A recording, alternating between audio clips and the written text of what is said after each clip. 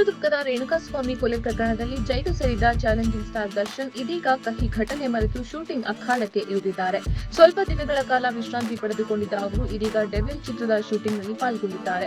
ಪ್ರಕಾಶ್ ನಿರ್ದೇಶನದ ಡೆವಿಲ್ ಚಿತ್ರದಲ್ಲಿ ಅವರು ವಿಶೇಷ ಪಾತ್ರದಲ್ಲಿ ಕಾಣಿಸಿಕೊಂಡಿದ್ದಾರೆ. ಸದ್ಯ ಚಿತ್ರತಂಡ ಮೈಸೂರಿನಲ್ಲಿ ಬೀಡು ಬಿಟ್ಟಿದ್ದು ದರ್ಶನ್ ಅಭಿನಯದ ಭಾಗಗಳನ್ನು ಸೆರೆಹಿಡಿಯಲಾಗ್ತಾ ಇದೆ. ಇದೀಗ ಚಿತ್ರತಂಡಕ್ಕೆ ಸ್ಯಾಂಡಲ್ವುಡ್ ನಟಿ ಶರ್ಮಿಳಾ ಮಾಸ್ಟರ್ ಸೇರ್ಪಡೆಯಾಗಿದ್ದು ಅವರು ದರ್ಶನ್ ಜೊತೆಗೆ ಶೂಟಿಂಗ್ನಲ್ಲಿ ಪಾಲ್ಗೊಂಡಿದ್ದಾರೆ.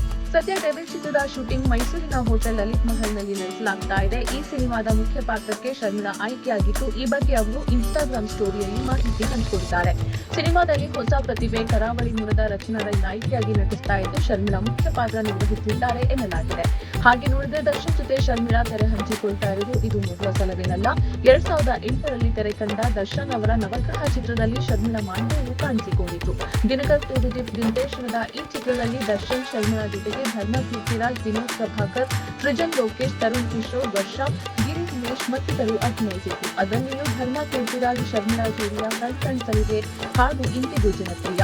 ಹಲವರ ಫೇವರೇಟ್ ಲಿಸ್ಟ್ ನಲ್ಲಿ ಇಂದು ಕೂಡ ಈ ಹಾಡಿದೆ. ಇನ್ನು ಡೆವಿಲ್ ಚಿತ್ರವನ್ನ ದರ್ಶನ್ ಜೈಲಿಗೆ ಹೋಗುವ ಮುನ್ನವೇ ಒಪ್ಪಿಕೊಂಡಿದ್ರು. ಕೆಲವೊಂದಿಷ್ಟು ಭಾಗದ ಚಿತ್ರೀಕರಣವೂ ನಡೆದಿತ್ತು. ಇದೀಗ ಮತ್ತೆ ಶೂಟಿಂಗ್ ಪುನರಾರಂಭಿಸಲಾಗಿದೆ. ಮೈಸೂರಿಗೆ ತೆರಳಿರುವ ದರ್ಶನ್ ಚಾಮುಂಡಿ ಬೆಟ್ಟಕ್ಕೆ ತೆರಳಿ ಚಾಮುಂಡೇಶ್ವರಿ ದರ್ಶನ ಪಡೆದು ವಿಶೇಷ ಪೂಜೆ ಸಲ್ಲಿಸಿ ಶೂಟಿಂಗ್ ನಲ್ಲಿ ತೊಡಗಿಸಿಕೊಂಡಿದ್ದಾರೆ. ಹೋಟೆಲ್ ಲಲಿತ್ ಮಹಲ್ ಪ್ಯಾಲೇಸ್ ಜೊತೆಗೆ ಮೈಸೂರಿನ ಸರ್ಕಾರಿ ಅತಿಥಿ ಗೃಹದಲ್ಲಿಯೂ ಚಿತ್ರೀಕರಣ ನಡೆಸೋದಕ್ಕೆ ಸಿನಿಮಾ ತಂಡ ಯೋಜನೆ ರೂಪಿಸಿದೆ. ದರ್ಶನ್ ಅವರಿಗೆ ಬೆನ್ನು ನೋವಿನ ಸಮಸ್ಯೆ ಇರೋದ್ರಿಂದ ಈ ಹಂತದಲ್ಲಿ ಬರೀ ಮಾತಿನ ಭಾಗದ ಚಿತ್ರೀಕರಣ ಮಾತ್ರ ಮಾಡಲಾಗುವುದು. ಸಾಹಸ ಸನ್ನಿವೇಶಗಳ ಚಿತ್ರೀಕರಣವಾಗಲಿ ಅಥವಾ ಬೇರೆ ಯಾವುದೇ ರಿಸ್ಕ್ ಇರುವ ಸನ್ನಿವೇಶಗಳ ಚಿತ್ರೀಕರಣ ಮಾಡೋದಿಲ್ಲ ಅಂತ ನಿರ್ದೇಶಕ ಪ್ರಕಾಶ್ ತಿಳಿಸಿದ್ದಾರೆ.